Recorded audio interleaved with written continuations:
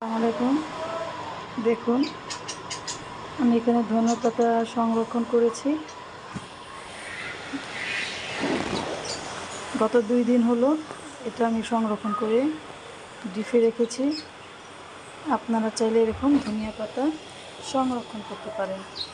একটু দেখুন, একটু কালার নষ্ট হয়নি।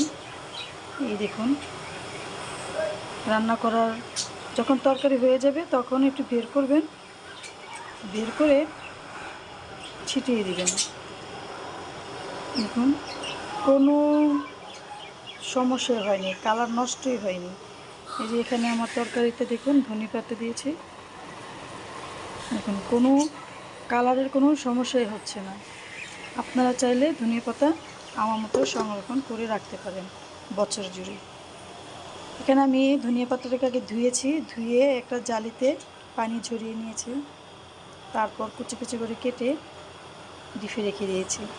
দেখুন, তবে খেয়াল রাখতে হবে পানিটা যেমন না থাকে, পানিটা ঝরিয়ে তারপরে নেবেন। দেখুন, আপনারা চাইলে ধনিয়া পাতা বছর জুড়ে খেতে পারবেন।